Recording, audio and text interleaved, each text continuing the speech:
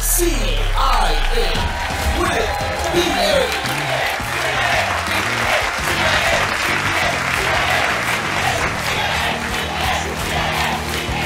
Maraming salamat, Luzon, Visayas, Mindanao at buong mundo. Welcome sa CIA with BA. Maupay nga gabi ay umatanan. Ako po si Boy Abusa. Ako naman po ang Kuya Alan, kakampi nyo sa batas. Ipaglalaban natin ang totoo at batas. Ako po ang inyong Ate Pia, kampiyon ng kababaihan at kabataan. Handang ipagtanggol ang inyong karapatan. Kaya lang, Ate Pia, ang daming abangan ng ating mga manonood ngayong gabi. Face-to-face, anong ating pag-uusapan? Yung isa, sinisingil niya yung isang kapatid. Yung isa naman, sinasabi, binenta yung kanyang kinalakal. Nakiusap sa akin na patirahin ko sa bahay. Sabi ko sa kanya, kada magbibigay ka sa akin ng pambayad sa kuryente, tumagal-tagal na, hindi na nagbibigay sa akin eh. Kasi po siya, wala po siyang trabaho. Ako lang po ang katrabaho, ako lang po nanganakan. Ate Pia, yung ating payong kapatid. Yung procedure ba sa government, specifically sa pag-ibig, how do we make this more efficient? 2009 hanggang 2011, binayad ko po kay Pag-ibig para mapasa akin ang bahay. Hanggang ngayon, hindi pa po nakapangalan sa akin. Ate Pia, naiiba ang linggong ito dahil ikay dumalaw ng Cebu. Iatuhan ko ang isang birthing center. It's an inspiring story. Excited man. Abangan niyo po yan. At abangan niyo dahil walang uuwi ngayon na walang regalo at walang papremyo. May alam Pia Pia, kaya paghandaan niyo yan. Okay? Lahat ng yan, mga kwento, mga regalo, mga papremyo, dito lamang sa...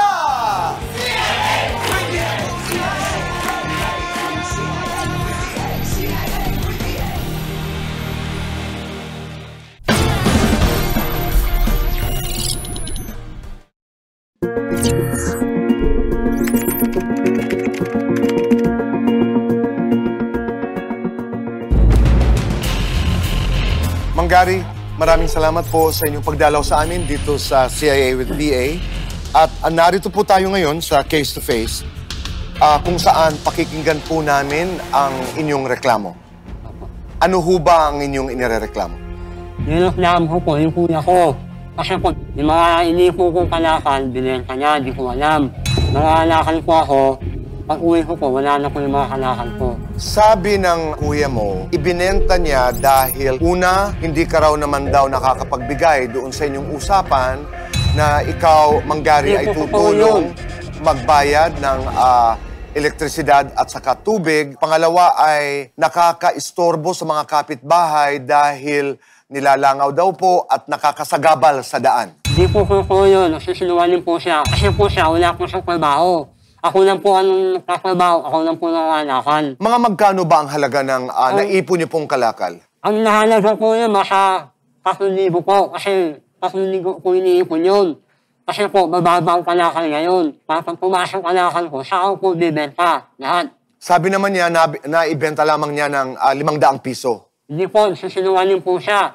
Kasi po, ang binenta niya, mga panso, bakal, mahal po yun. So hindi ho kayo naniniwala na 500 pesos lamang ang kanyang kinita doon sa ibinenta niya? Hindi po, araw-araw po siya nagbibenta. Kung umuwi ako sa bahay, yung mga kalakal ko, nilalagay ko sa bahay. Tapos, pag umaalis po ako, naano niyo po ako, sinasalisiyan. Hindi ho ba nakakasagabal doon sa daan? Hindi ho ba nakakaistorbo sa inyong mga kapitbahay? Hindi po, nasisantabi po yun. Tapos meron po yung pakit na sako. Hindi ka kinausap ng kuya mo na, Gary, ito'y nakakaistorbo sa mga kapitbahay, nakakahiya. Walang pag-uusap na ganoon. Wala po. Kasi po, siya na talagang magbenta kasi wala siyang pabili ng pagkain. Kaya binibenta niya yung kalakal ko. Pero kayo ho ay nakatira doon sa bahay ng iyong kuya. Opo. Paano ho nangyari na kayo po ay nakatira doon? Eh, sabi niya sa akin, sasama niya ako sa bahay niya, kupal.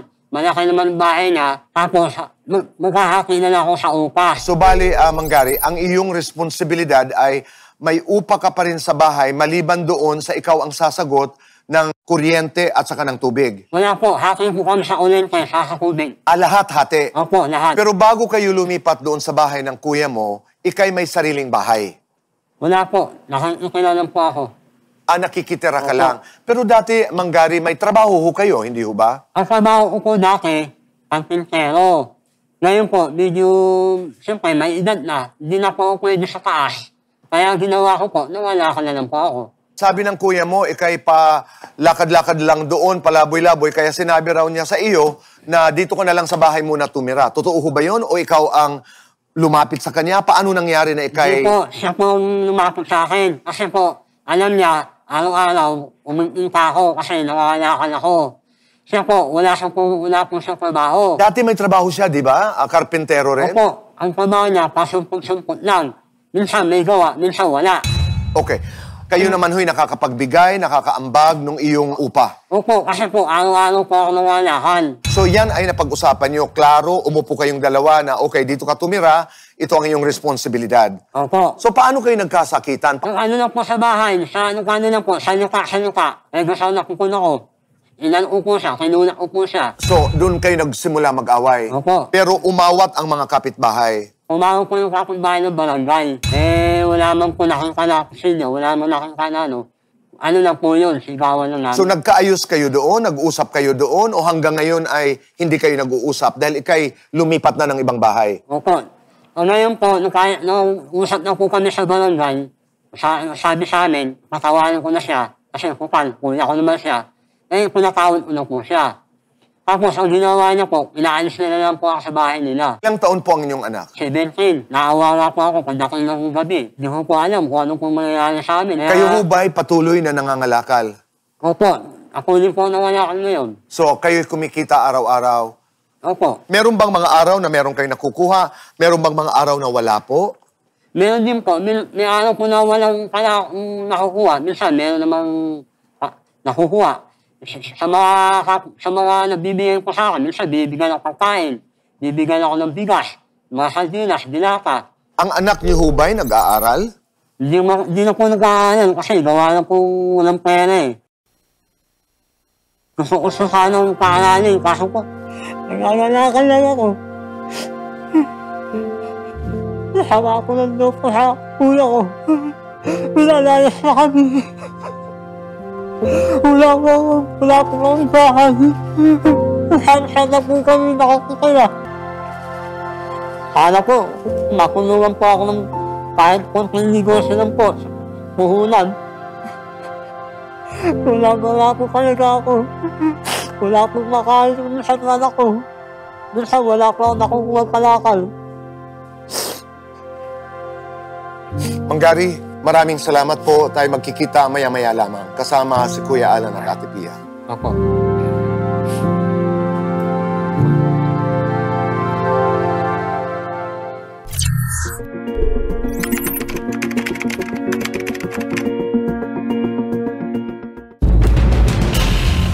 Mang Berto, ano ho ang inyong bersyon ng kwento? Yung kapatid ko po, nakiusap sa akin na patirahin ko sa bahay kasi wala siyang tinutuluyan. Tapos sabi ko, sige, makitira ka. Ngayon, sabi ko sa kanya, kada magbibigay ka sa akin ng pambayad sa kuryente at saka sa tubig. Pumayag naman nung siya. Kaya lang pag tumagal-tagal na, hindi na nagbibigay sa akin eh. Mang Berto, ang sabi ni Mang Gary ay ang inyong usapan daw po ay hati kayo sa ilaw, hati kayo sa tubig. Nakakapagbigay naman daw po siya. Siya ba'y nagsisinungaling? Nakapagbigay po siya, pero sa lockdown lang. So hindi niya nabubuo? Hindi po. Okay. So yun ang dahilan kung bakit ibinenta niyo po yung kanyang kinalakal na basura doon sa harap ng inyong bahay. Opo. Kasi po, sabi ng may-ari naman ng bahay, ano ba yan yung mga nakakalat na dyan? Nakaharang sa daanan. Ano mo na yan, kalakal mo na. Kaya ginawa ko, binibenta ko unti-unti. Pag wala po siya, pag naman siya, tinatabi ko naman yung iba. Kaya lang sa ginagawa niya, panay tambak. Ginagawa ko, benta na lang ako ng benta. Nag-usap po kayo ng harapan? Opo. Ano mo ang kanyang reaksyon? Sabi niya, sige, ganyang gagawin ko na tutulungan kita. Banda uli, wala na po eh. So paano umabot doon sa inyong away? Kasi nagka-pisikalan. Kasi po yung anak ko po, sinasabihan yung anak niya na, "Hoy, gumising ka na kasi umaga na." Ngayon yung anak ko naman pinag-initan. Kaya hinamon niya yung anak ko ng itakano Hinamon nino. ng anak niya. Eh buti na lang, yung kapitbahay naman namin, yun ang umawat. Pinagsabihan ko ngayon yung anak. Hanggang nakialam na yung tatay. Sabi ko sa tatay niya, ganyan kayo ng ganyan, eh umalis na lang kayo rito. Pumayag naman o. Hanggang tumagal o, puro ganun na lang katuwiran sa akin. Alis, alis. Ginawa ko na lang yung kalakal niya, yun na lang inaano ko, binibenta. So, bakit patago na ibinibenta niyo po?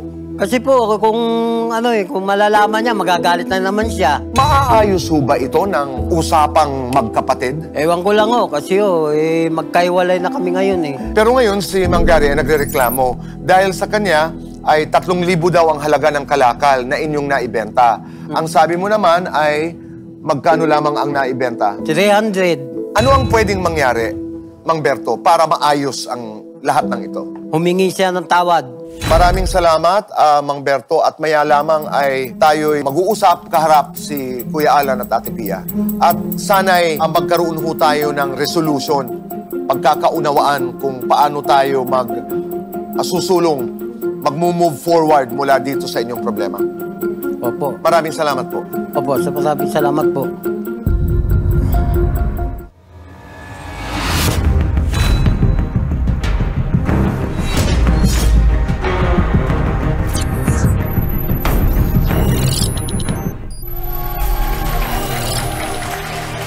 Maraming salamat po. Tayo nasa face-to-face, ang nagrereklamo si Mang Gary. At narito po ang kanyang kapatid, ang inirereklamo, si Mang Berto. Kuya Alan, Ate Pia, Pia. Kuya Berto at Mang Gary. Obligasyon namin sabihin sa inyo kung anong batas. So, in one sense kasi, Gary, ang sinasabi nga niya, dun kasi nakatambak, bahay niya yon, inuupahan niya. So, isang sense, meron kang karapatan na tanggalin yon. Lalo kung totoong madalas mo na siyang sabihin. Pero tama ka naman kasi, Gary, na iba kasi yung tanggalin, yung tatanggalin mo perwisyo, iba yung binebenta mo. Opo. Kasi pag binenta mo, ari-arian niya yon. Di ba? At hindi naman pwede na yung ari-arian niya, ibebenta mo. Kung batas at batas ang pag-uusapan, pwedeng tanggalin yon, pero hindi mo dapat ibenta yon, kaya yung pera dapat isoli sa kanya. Having said that, ang hinahabol mo, Gary, 3,000, pinakamalaki na. Ikaw naman, Roberto, no? Nakikita ko pa rin pagmamahal mo Kaya nung sinabi mo, sorry siya, naintindihan kita doon. Kuha ko punto mo doon. Mahal mo pa rin kapatid mo, pero minsan kailangan mo itama. Pero tignan nyo yung nangyari. Nagkasira kayong magkapatid, pagkatapos, eto, naghahabulan din kayo ng konting pera, naghahalo din yung galit mo, pero naghahalo din na naawa ka rin sa kapatid mo sa nangyari sa kanila. Di ba? Pero sabi nga nila, you cannot twist blood from stone. So kahit singilin mo siyang 3,000, wala naman siyang 3,000 ngayon. Pero tanong ko muna sa inyo, dumali ba yung buhay niyo o humirap nung nag-away kayong dalawa? Medyo naghihirap po rin po. Di ba? Opo. Kuya mo na mismo nagsabi nun pero siya, inaamin niya ngayon. Naghirap din nung wala ka doon. O ikaw? Hindi na po. Lalo na po umirap ako. Kasama ko yung anak ko. O kung magkakaroon ba kayo ng pagkakataon, kung bumalik ba kayo sa dati, ano bang mali na pwede mo itama sa kuya mo? Kung gusto na pa ako makasama, babalik ako sa kanya. Pero kung ayaw na ako makasama, di bahala na. Saan ako mapunta? Sinabi niya kanina kasi, ang problema daw, oo ka ng oo sa kanya, tapos hindi mo naman daw ginagawa. So, ang punto niya, kung magsasama din lang kayo, mag-aaway din anak niyo, mag-aaway kayo, mas mabuti pang wag na kayo Tahimik. magsama. May mga nakita ka rin ba ng mali na ginawa mo? Meron po. Na kung Meron po sakaling akong mali. babalik ka, dun sabihin mo sa kuya mo para magkaintindihan kayo. Hindi, meron din po akong nakikitang mali. Siyempre, sa sobrang nakamaan loob po, nalaman ko na lang sa mga kapitbahay. Ikaw pa nagbebenta ng kalakal ko. Gary, bago siya sumagot ang tinuturo mo yung mali niya. Opo. Ay, yung mali mo, meron, wala. Wala po akong nakakanda na mali. Puro tama po ako kasi po, lahat ng kailangan sa bahay, kumukulong po ako sa kanya. Sandali bago kaya natin pasagutin si Kuya Berto, may papaalala lang ako sa'yo. Ikaw ang nakikitira, di ba? Opo. Okay. Kung kayo ay nakikitira, ano naman ho kaya yung mga common sense lang na dapat gawin nyo kung nakikitira kayo? Yung hubang mag-offer kayo na tumulong, ginagawa nyo ho ba yun? Opo, ginagawa ko din po yun. Kaya lang po, yung sa anak ko, minsan inaamin ko po, medyo may kakakamad po yun. Pero yun nga ang obligasyon nyo na bilang isang nakikitira, Humingi ho ba kayo ng paumanhin na nakasagabal ba kayo kung yung anak nyo nagkalat doon o kayo man, hindi ho ba? Opo, sinabi ko po sa kanya. Sabi ko sa kanya, Tol, pasensyahan mo na yung anak ko kasi alam mo naman yan, medyo katamad. Pero totoo ba nung Medyo- Gary, nung ginising naman nung anak niya, anak mo, nag-away sila? Hindi ko po ano kasi minsan po, ang anak ko, nanonood ng TV. Ngayon, ginagawa ng anak niya, pinapatayan ng TV. Samantalang nakasisya naman ako sa ulente. Doon lang po ako sumasama doon po. Napag-uusapan niyo, bakit? Siyempre po, away po ng anak namin. Hindi man po namin pwedeng pasukan. Alam mo yung sagot mong yan, sagot na sagot yan sa western na mga bansa. Sa western kasi ng bansa, parang anak ko yan, wag mo pakilaman. Buhay ko, wag pakilaman. So ang punto ko, isang bahay kayo, pareho kayong may napipintas sa mga anak nyo, pareho kayong magulang. Ang tingin nyo dapat sa mga anak mo rin yun. Yung pamangkin mo, anak mo rin yun. Di ba? So kung medyo magaspang ang dating ng anak mo kung paano siya turuan, tuturuan mo rin. Kasi alam mo, kahit nung pinapanood pa lang namin kayo, ang binubulong na ni ate, paano tayo makakatulong? Tatanungin ko nga sa inyo, pareho kayong karpintero. Di ba? Ang karpintero naman, minimum wage ngayon, di ba? Talagang naghahanap ng skilled worker ang mga tao. Sa dami ng papagawa. Hindi, tsaka kung sabihin nyo na hindi naman kayo pa ganun kagaling, pwede pa rin. Life learning po ang TESDA. Walang tinitingnan na edad yun. Kahit 70 years old pa ang papasok para gumaling pa, pwede yun, ha? Kaya kung gugustuhin nyo talagang magtrabaho pa, meron. Tandaan niyo, pagiging karpintero, isa sa pinakamarangal na trabaho yan. Kasi kami willing tumulong. Pero yung profession mo ngayon, na nangangalakal ka, Opo. alam mo, isang marangal na profesyon yon. In fact, Kuya Boy, sa Taguig, ginawa nilang regular. Kasi magaling na sila dun Na-regularize nila, talagang trabaho na nila yon. Tapos, ang tawag doon, MRF, Material Recovery Facility, hindi na tambakan. So doon, yung mga ngalakal, sila na yung nagsusort. Isang pwede natin gawin, is tanong ko sa Marikina kung may ganun sila. But there is nothing to be ashamed of kung ikaw ay nangangalakal. Yeah. Magandang Kaya ko lang profession binanggit kasi yung pangangalakal niya, pinapakinggan kita, minsan hindi 50 nga. pesos Hindi, totoo nga, yun na nga. Samantalang yun. Yung pagkakarpintero. yung karpintero, talagang arawan ka. At saka talagang pinag-aagawan yung marunong talaga. A question sa inyong dalawa, sinong stricto sa magulang nyo? Nanay nyo, tatay nyo? Nanay po. So yung tanong ko sa inyo, kung nandito nanay nyo ngayon, ano sasabihin sa inyong dalawa? Paano nyo aayusin to? Magkano lang po kami, maghihinga lang po kami ng tawaran. Pero pag hingi mo ng tawad, magbabago ka. Opo, wala na po yun. So, napaka-importante sa amin na kung ano man legal namin na payo, at least may isang magkapatid ngayon na nanumbalik ang kanilang tinginan. Diba? Kasi, kita mo, ibang-iba sagot mo kanina. Ang sagot mo kanina, ako tama, siya mali. Pero sinabi ko, kung nandyan nanay mo, magsosorry po kami sa isa't isa.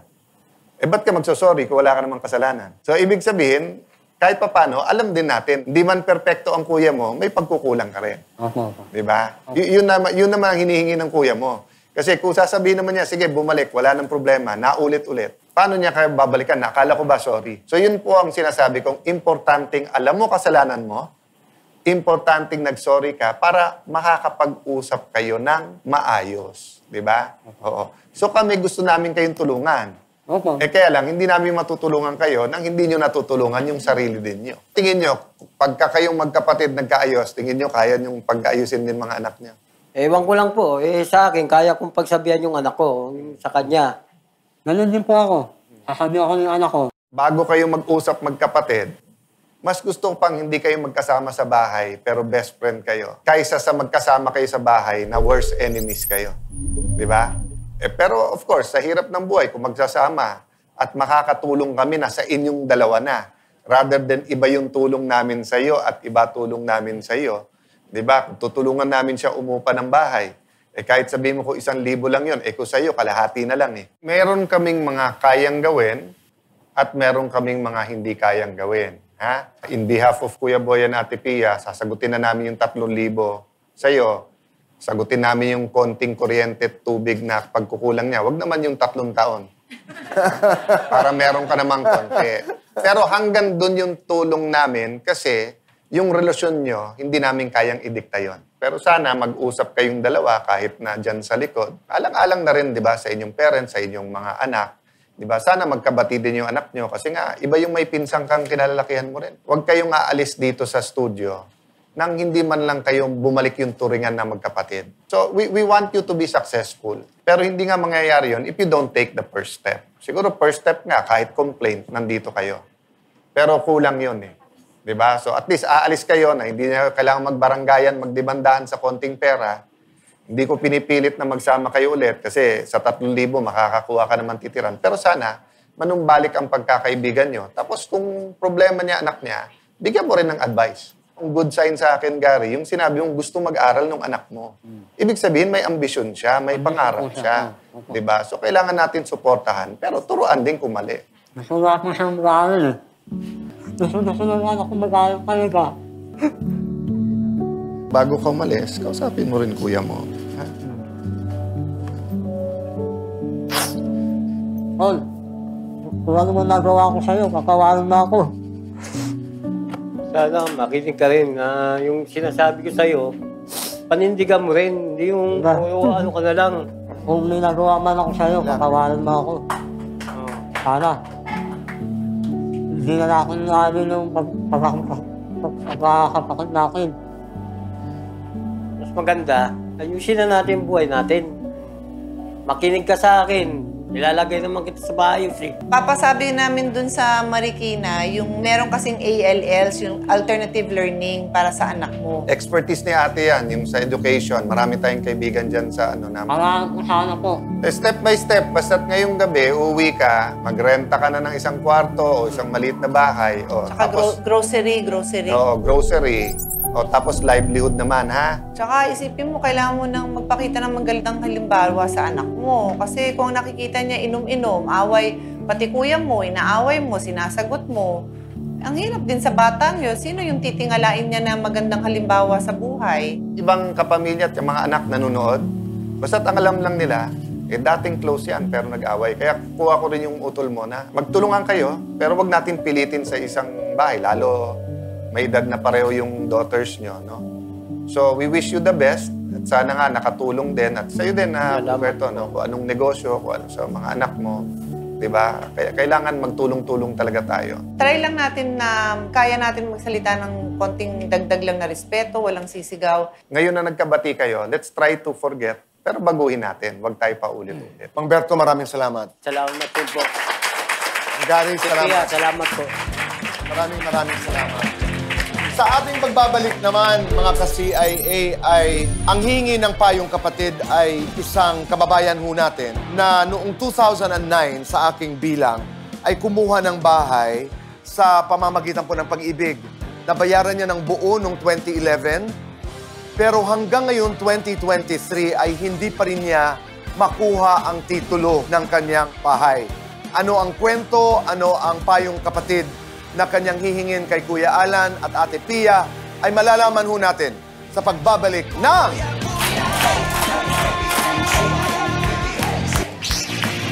Hinandugan ng CIA with BA si Gary ng tulong pinansyal para pangbayad ng kanyang upa sa bahay. Nakatanggap rin ng cash assistance si Gilberto na magagamit niya sa kanilang mga bayarin. Nagsimula na rin ang mga pag-uusap tungkol sa posibleng pagbabalik eskwela ng anak ni Gary sa pamamagitan ng alternative schooling.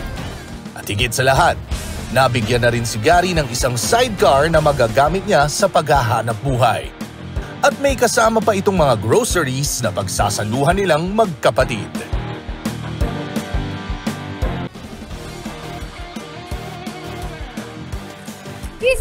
Gising na naman ang ganda ko nang dahil sa problemang idudulog sa atin ni Kuya Guard sa payong kapatid. Si Kuya Almar, isa siyang security guard na gustong bumili ng bahay.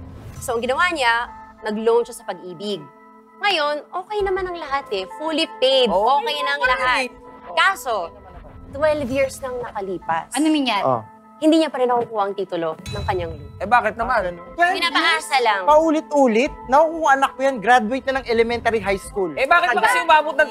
Ano bang ginawa niya? Inaaraw-araw ba? Linggo-linggo? Ano bang ginawa niya? Hindi nga siya pinapayagan ng sa trabaho niya. Hindi tayo makakakala naman siguro siya na pwede mo masikasap lang. Hindi nga, wala nga eh. Siya lang. Hindi naman tayo mapupunta dito kung ganun kadali. Ay nako, kaya mahirap po umasa sa Pag-ibig. Totoo yan. Kung ito... Parang may hugot yung kung sa'yo nangyari yan. Ito sa'yo nangyari. Ano gagawin mo? Ikaw tinatanong. Halika. Tito Boy, kung saan yung mangyari, anong gagawin mo? Oo ka, Tito Boy. Naguguluhan na si Tito Boy sa atin. Kasi naman itong dalawang Ang ingay-ingay. Ang ingay-ingay nyo. Narito na po tayo sa Payong Kapatid para humingi po ng Payong Kapatid si Almer na isang security guard. Kuya Almer?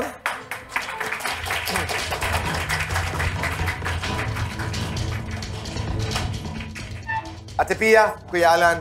Magandang hapon po, Kuya Alan, Hapon. Ate Pia, Almer. Tito Boy. Hello. Welcome. So simulan na natin kay Almer, pero very unique tong kay Almer ha.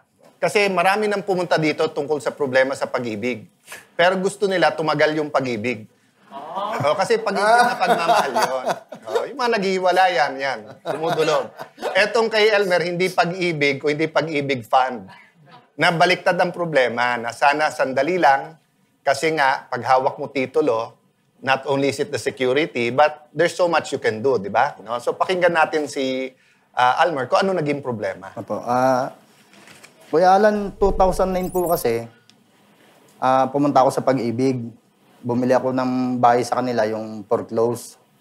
Ngayon, 2009 hanggang 2011, inaanohan ko siya, binabayaran ko siya ng monthly amortization.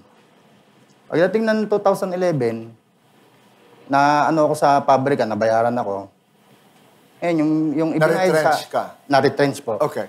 Yung ibinayad po sa akin, ibinayad ko po kay Pag-ibig para nang sa ganon, mapasa akin na yung bahay. In case na ano man ang mangyari, Bahay ka na. may ano na yung mga anak ko, hindi sila magkakalat.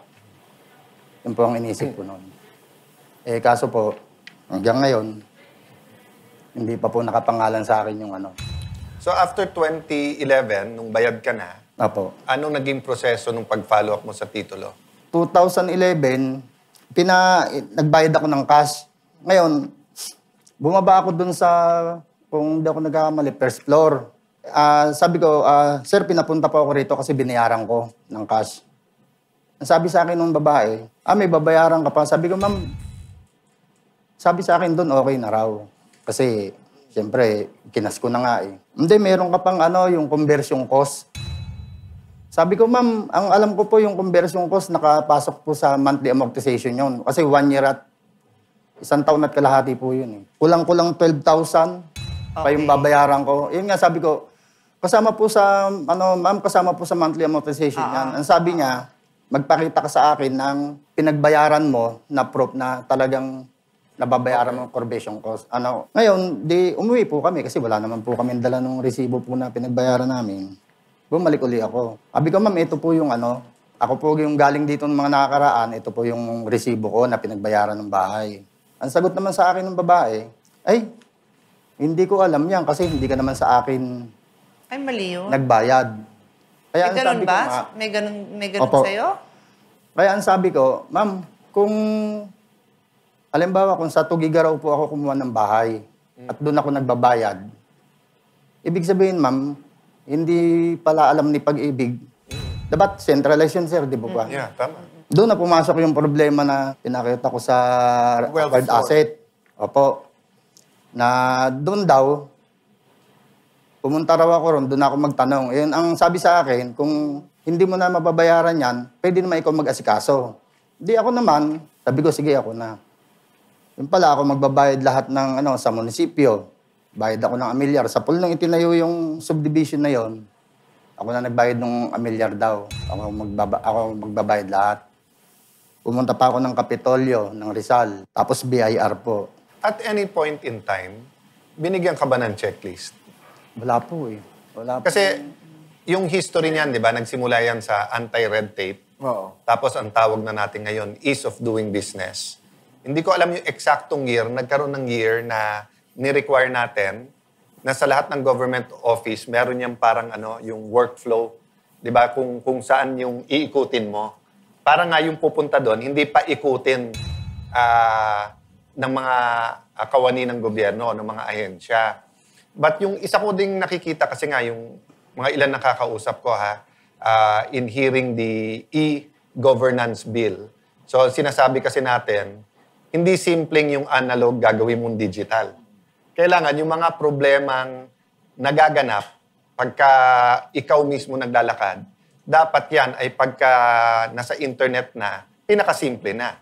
So pag sinabing 5 requirement lang na ibigay mo yung 5, dapat wala ng tanong yan, di ba? Kasi bakit mo pa ilalagay sa internet kung paikutin at papupuntahin ka pa rin doon?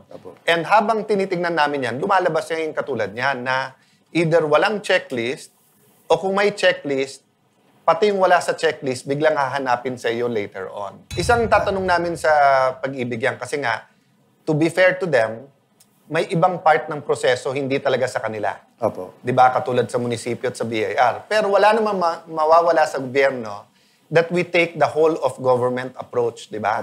Meaning, kung ang contact mo ay Pag-ibig dahil doon mo binilit. So that's my point. Wala namang mawawala kung sino yung point of contact mo or yung pinaka-importanting ahensya na kausap mo, may checklist doon. So, hindi ibig sabihin na sakop na yung BIR, pero dapat nakalagay doon na ito ang kailangan from the BIR. Kung hindi, talagang magpapaikot-ikot ka talaga. After looking at your case, of course, may mga tanong pa kami. Eventually, what I suggest is pasamahan ka sa Pag-ibig. So, doon pa lang sa kinuwento mo, ramdam namin yung hirap na yan, ha? Talagang, yung bang maghulat ka na lang, ano ba nga naman yung may flow, tulad ng sinabi ni Alan? So, ramdam namin yan. Sana man lang si Pag-ibig, binigyan din siya ng advice, di ba, na pagkatapos mo tong hulugan, tandaan mo, mag-ipon ka rin para sa, di ba? Tsaka minsan, yung kinuhaan mo, di ba, inano mo to foreclosed, ha? So, ang ibig sabihin nun, sino may alam ng foreclose? Ang ibig sabihin ng foreclose, hindi nakapagbayad yung may-ari nun, binili na yan ng bangko, so siya, doon niya bibilhin ngayon yun, usually sa bangko yun. Pero, to be fair, nung nilalakad mo yun ng 2011, natigil ka, no? Opo. So, binalikan mo na lang nitong 2021? 21 po. So, hindi naman siya nakapending na balik-balikan ng 10 taon, di ba? Hindi naman, di ba? But your point about the checklist makes a lot of sense. Kasi, mas mauunawaan ng ating mga kababayan kung ano ang kanilang binibili at kung magkano. Pero kailangan maraming detalye at impormasyon ang ating malaman. Kaya sabi nga ay pasasamahan ka. Kasi to be fair to many of our agencies, pati kawani ng gobyerno, di ba? Kasi minsan, halimbawa, dumadaan ako sa Bureau of Immigration, di ba? Tapos, yun nga, nakwikwento na, sir, pag nagkamali sa amin isa, kahit aminado isa, para bang kami naman lahat, tama. Ganon, di ba? So, over the years kasi, marami na rin naman nangyaring reforms. So, let's check. But having said that, talagang nasa tao Minsan, meron talagang lahat naman nandyan Nandyan ang checklist, nandyan ang workflow, nandyan ang lahat ng papel, pero they don't want to go the extra mile, ika nga, para tulungan ng ating kababayan, di ba? And ang ending ko na lang siguro dito is between 2011 and ngayong 2023 na, siguro naman, sana naman na online na lang marami nito. May FAQ para kaya mo ring intindihin na, ano pa bang kailangan kong pagdaanan? Ano ba yung normal na tinatanong dito? Pag ako ba ay nagbayad ng buo dun sa binibili ko, yun na yun, wala nang iba pa. Hindi po. Meron pang mga dagdag yan. Eto, ano yung mga dagdag? Posible pong hindi nabayaran ang dating tax ng real estate property tax, etc., etc. FAQ naman ang tawag doon. Pero salamat na nagtiwala ka sa amin kasi itong pagbigay mo sa amin ng kwento mo, I hope, Kuya Boy, marami tayong natutulungan kasi marami tayong matututunan. At tayo rin. Pag-ibig, GSIS, mga MANA, POA, OWA, maraming tanong dyan. So nagpapasalamat kami kasi nga, tingin ko marami din na katulad mo either nagbabayad pa o nagbayad. Marami talaga Almer, maraming salamat. Maraming salamat din po, Tito Boy. Kuya Alan, Ate Pia, maraming salamat po. Dumalaw ng Cebu si Ate Pia para magpasalamat po sa isang kaibigan na mas sigit pa ang kanyang pagiging Pilipino kesa sa marami sa atin. Ano ang kwentong ito, malalaman ho natin. Salamat sa pagbabalik po ng...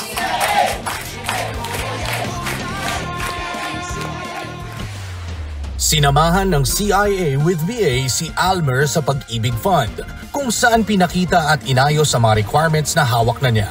Matapos ang consultation sa representative ng Pag-ibig, narito na ang step-by-step process at documents na meron na si Almer at ang mga kailangan pa niyang lakarin. Ilang hakbang pa at makukuha na ni Almer ang titulo ng kanyang lupa at maipapamana na niya sa kanyang mga anak tulad ng kanyang pangarap. Papasalamat po ako sa programang CIA. Lalong-lalo na po sa bumubuo nito kay Kuya Alan, kay Ate Pia, kay Tito Boy. Nagpapasalamat po ako sa inyo dahil natulungan niyo po akong maiproseso ang aking titulo sa pag-ibig. Maraming salamat po.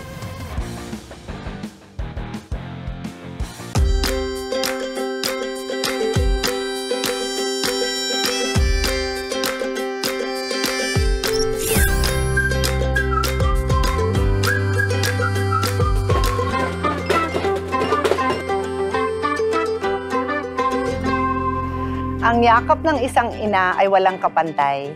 Isa sa mga unang natrabaho ko nung naging senador ako in 2004 ay yung kahalagahan ng buhay ng isang ina.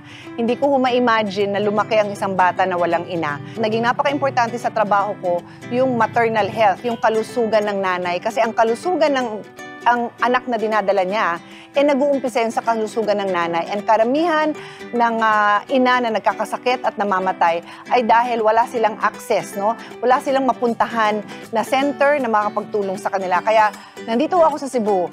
I'm so excited kay Magbisaya na ako, ha? So sa atong mga friends, mga neighbors diri ko sa Cebu karon to visit Glory Reborn. Kasama natin ngayon yung mga taong nagbago ang buhay dahil dito sa Glory Reborn. Gina, tinuod ba na isa ka sa una sa mga pasyente or beneficiary sa Glory Reborn? Istoryahan mo, Mi? Mao na pinakatinuod, ate. So, way back 2003, ako akong firstborn, dili jud siya gipanganak. Wow. Which is naa siya dili karon. Wow. Ma-meet sad nimo siya. Wow. And this is 20 years ago? 20 years ago. Wow. Ikaw naman, Mark, I heard na you were born here. Dili ka gipanganak. Wow. So here we have Mark, born here, and then, 19 years later, na ka din baby who's been born here. Wow. Si Natasha naman, you also gave birth here, right? Yes, What's your po. story? I am the first successful water birth here in Cebu, and yung baby ko po, yung ika-5,000 baby nila.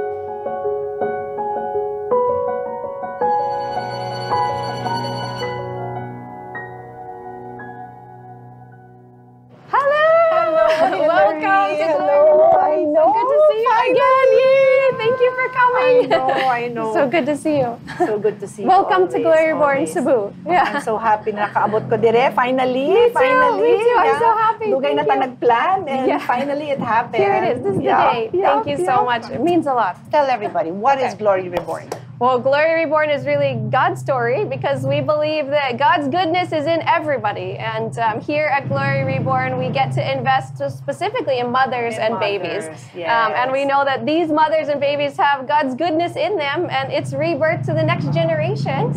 And as we help the community, we see the community grow in God's goodness and His glory from generation to generation. And that's with healthcare, and that's with hope, and that's with the heart to serve. Yeah. But before we go on, I want to bring in my friend, your friend, who was the one who introduced us. That's Si right. Aya. Hi, Aya. Nice to see Welcome to Glory Reborn. Good to see you again. Good to see you. Welcome. I'm so grateful that you introduced us. I felt like I really had to introduce. And after we met, kahit wala na si Aya, we continued to, because she moved back to the US, pero kami naman ni Hillary, we continued to work. But I just love your story. Nagto ka dire, how many years ago? Tell us quickly. And you came here, fell in love with the Philippines, you never left. Just tell us briefly how that all... That's the summary. Yeah. That's it, yeah. She came to the Philippines as a missionary, as a high school student missionary, and fell in love with it. And did you just never leave? I did leave. You went home, right? You went home to get your things. Get my degree, say goodbye to my parents, and get her degree in midwifery. In midwifery. In midwifery. And when you got your degree, it was already in your mind na this is what you want to do in the Philippines. Yes. Like help mothers. Yes. So yung degree mo, Imagine, guys, yung degree niya, she got it to serve the Filipino people. I mean, really. I love the Philippines, yeah. I love serving moms and babies, and this is a beautiful country with beautiful people, and there's so much richness in the mothers and babies, and I'm so excited for the future because this is the next generation, and I love the honor of our team getting to invest in them, so yeah. So show us around, Hillary. Sure, I'd love to, I'd love Okay. to.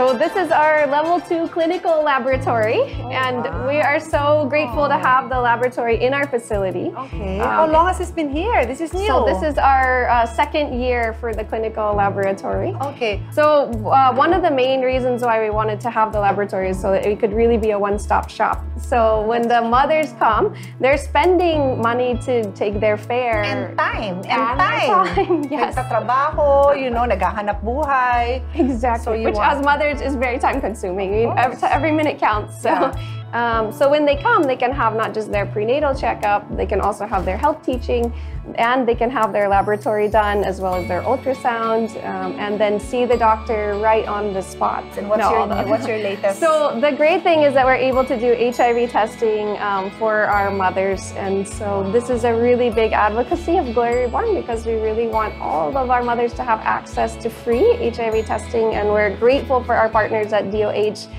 who really help make this possible for them. Well, I'm proud of that. As a senator, that's my job. I've been handling the budget of the DOH and PhilHealth for 3 years now. So I'm proudly a part of all this because I also, whatever DOH tells us we need, I scrutinize it, I study it, and HIV today is very different from what it was 30, 40 years ago, diba? So karon, you can be tested, and I think the message we want is people shouldn't be scared. Of course, there are ways you can prevent it. And the nice thing is you do counseling also, diba? We do, yes. I think everything starts with prevention, taking Exactly. care of yourself, avoiding these situations that. But if it does happen na na-expose ka, karon diri sa imong clinic na testing and then na pa counseling, right? Yes, that's correct. And you were saying that you have what is it? Counseling for mothers? Support group. Oh, a support group. So Wow. although Glory Reborn can't cater mothers who test positive, their journey doesn't stop because we created a support group where they can, exchange ideas and help each other and be encouraged through our team of counseling.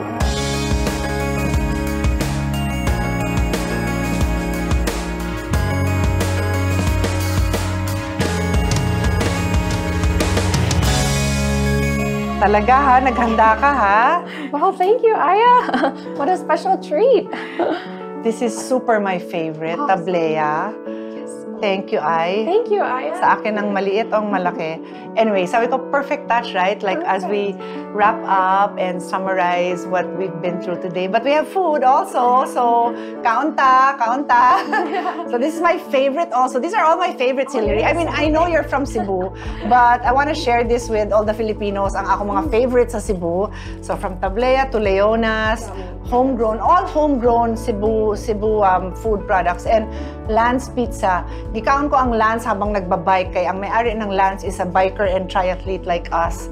But teka lang, kay I don't want to be selfish ha. Just so you know, Hillary, ang imong staff, the whole staff of Glory Reborn, and ang ato mga, well, of course, our crew, and ang ato mga visitors will go home with this yummy stuff. Yeah, so sige. nice. I won't talk na, eat Lance na. and Leonas. Thank you, Aya. You're welcome. Thank you so much. So Hillary, na ako surprise para sa imo. Oh my! Na ako mga people whose lives you've touched, the whole Glory, as you always say, you so generously share this space with all the people who've changed their lives. So let's welcome ang ato mga friends. There's Gina. This is Gina's daughter, I assume. And Natasha and Mark.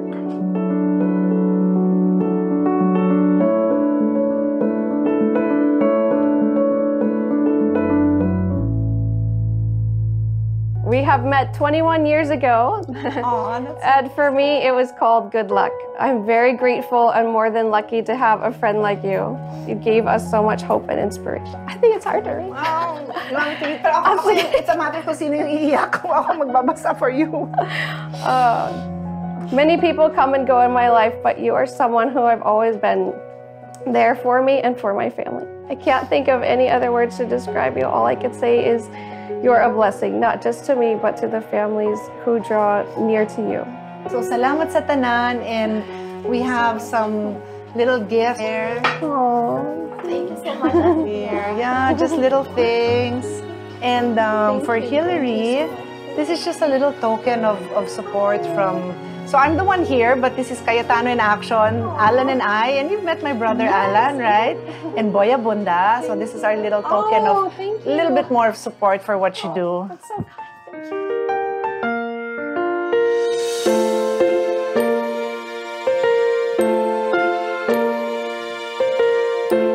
Salamat, Hillary! Salamat, Glory Report! Salamat, Ate Pia!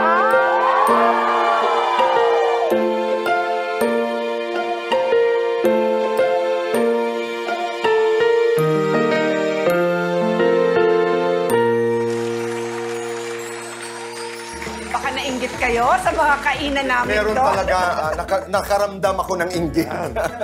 So, alam na ni Alan yan, favorite nila ni Lani, and ikaw naman, matikman mo, Leonas, homegrown na... So, hindi lang salamat, pastry. daghan salamat. Daghan salamat. O, tabi muna natin, pero yan, para hindi kayo magutom. Si Hillary, I have a question, Ate Pia. She has a kind of countenance, yung face na parang... Halimbawa, masakit ang ulo mo, pag pupunta ka sa clinic niya, mawawala. Madulang imong headache sa iya. Murag siya angel on earth. I'm not kidding. Para siyang angel on Doesn't earth. she want to be a Filipino? Actually, can I just tell you the story? Kay kulang ang time na mabuo ang istorya, no? So, when I met her, midwife siya. And I could, going back to Cebu, next time I went, naka-white gown siya, nag-aaral na siya ng medicine sa, I think, Cebu Doctors, if I'm not mistaken. Because she just wants to give back. So she finished her medicine degree. And then, ang gisulti niya sa ako is, ituloy-tuloy ko rin pagkabisaya Of course, ko, no? of course. And of course, Alan understands, akala mo. Kasabot dili lang ako maayong magsulti, kaya kinahanglan na practice ng practice. Ako dahil Bisaya ako, dahil Waray ako, naiintindihan namin yan buo. Go ahead. So anyway, so here she is, nag-aral na siya ng medicine. But, you know, in the Philippines, you cannot practice a profession. It's in the Constitution. Hindi ka pwede makapractice sa imong profession if you are not a Filipino. Anyway, there's ways to go about it, like temporarily pwede, mga medical mission. But you know what I wanted to do for Hillary is, you know, in the Senate, in Congress, giyatagan namon ng citizenship. We give citizenships to basketball players to represent us. So na there are recruited basketball players. So sabi ko, pwede bang itong babaeng to na nagpaka-doktor pa siya just to serve the Philippines? She's not leaving, okay? So that's something I want to do for her, na makuha nato siya ng Philippine citizenship. Have you spoken about it with her? I Does have. she want to be? Yeah, she wants to be, she would like to ibang be. klaseng vibe, no? Diba sinasabi, Kuya Boy, kung ano nasa loob mo, lalabas eh. So nakita mo yung una niyang sinabi na each child has the goodness of God. Kaya kanina pa I was thinking how to describe yung sinabi mo na yung dating niya or yung sinabi mo parang angel here on earth, di ba? But yung goodness ni God, nakikita din sa kanya. Kasi yun talaga yung nasa loob niya. Na ako naman, it's that vibe na pag nakita mo siya, parang ang ganda ng mundo. Ang ganda-ganda ng mundo. But you know, kay Hillary, yung di ba, sabi ni Lord, there's only 2 great commandments. Love God above everyone and everything, then love others as you love yourself. So tingin ko kaya ganun siya ka-giving. Parang she sees herself in all situations. May ibang tao kasi ganun, di ba? Yung parang, well, hindi naman ako gutom or hindi naman ako may sakit, hindi naman. But siya, parang every single situation na, paano ko ako yung nandun? Then she opens up a new service or ministry to take care of that. So sa akin, that's really what it means to love others as you love yourself. Parang nakita mo sarili mo sa sitwasyon na yun. Para sa mga kabataan, role modeling. Yeah. You know, there are people who are good. Madalas nakikita natin sa news ang iba't ibang mga balita. But this is a story that we should remember. That people can be good, that people are willing to help, and people are just selfless. They think about others. Salamat, Hillary. Salamat Ate Pia. Glory to all the good people in the world, and mabuhay ka, Hillary. Maraming salamat. Sa ating pagbabalik, mga regalo, mga papremyo naman. Alan Pia Pick ang ating game. At walang uuwi na walang regalo. Mula lamang dito sa...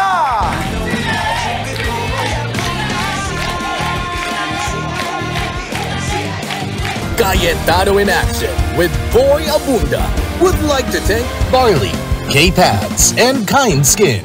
Rica de la Merced Furniture Designs. For inquiries, call 0922-853-1668. Ang bahaging ito ay hatid sa inyo ng JC Organic Barley.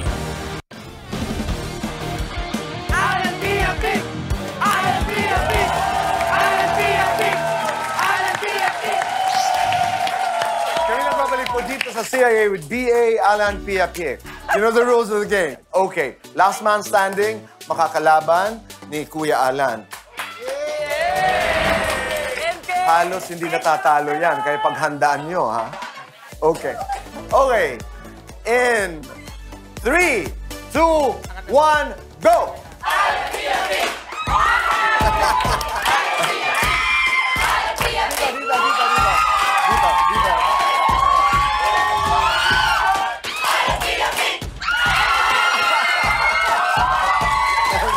Maraming salamat. Hindi lang dito winner, my first runner-up. Di ba? My first runner-up na. Your name, please?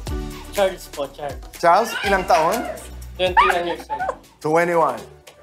Name? Angie, 45. Okay. Ikaw muna ang maglalaro. You will have the chance para paikutin ng ruleta. Pwede kang manalo ng 5,000, 3,000, or 2,000. Tulungan naman natin. Okay? 3, 2, 1, go!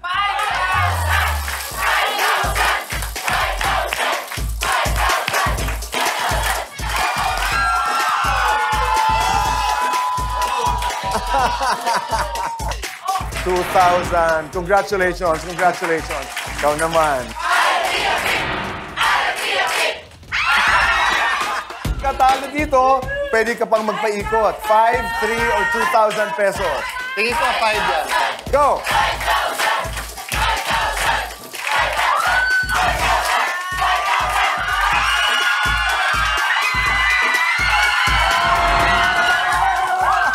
Congratulations. Anong nais mong sabihin? Maraming salamat po sa opportunity that you have us here.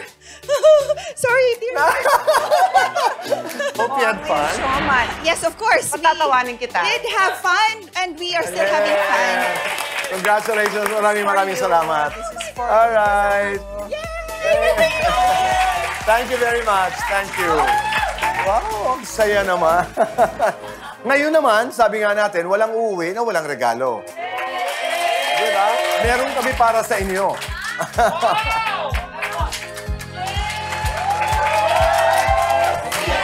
Yeah.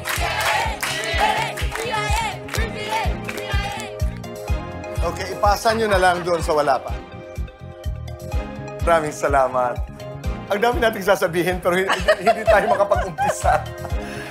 Oo, pero ang daming takeaway. Hindi lamang yung siomai ang ating inuuwi, pero ang daming mga life lessons, di ba? Pero ikaw, Ate Pia, ano ang iyong musings, ika nga? Marami. Lagi naman akong may naiuwi. And, you know, tayong human beings, we need to be reminded. So even if yung lesson today, doon sa mga regular na nanonood ng show natin na parang, yun din naman yung lesson last week or the other week.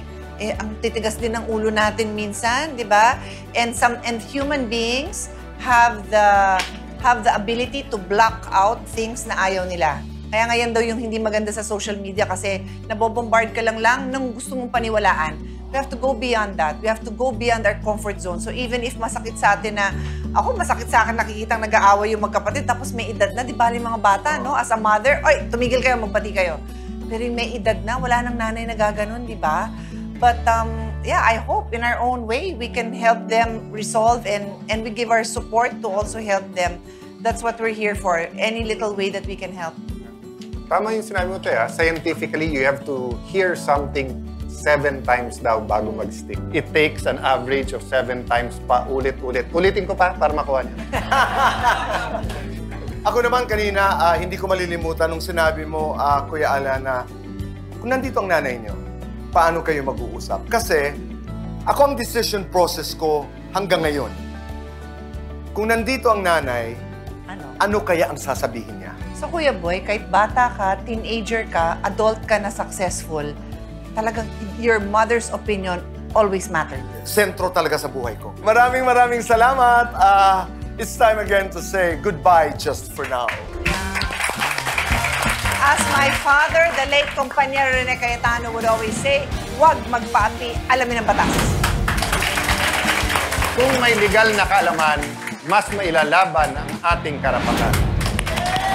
Doon tayo sa tama dahil sa batas, wala tayong kawala. Maraming salamat. See you again next week. Sundays, dito lamang po sa...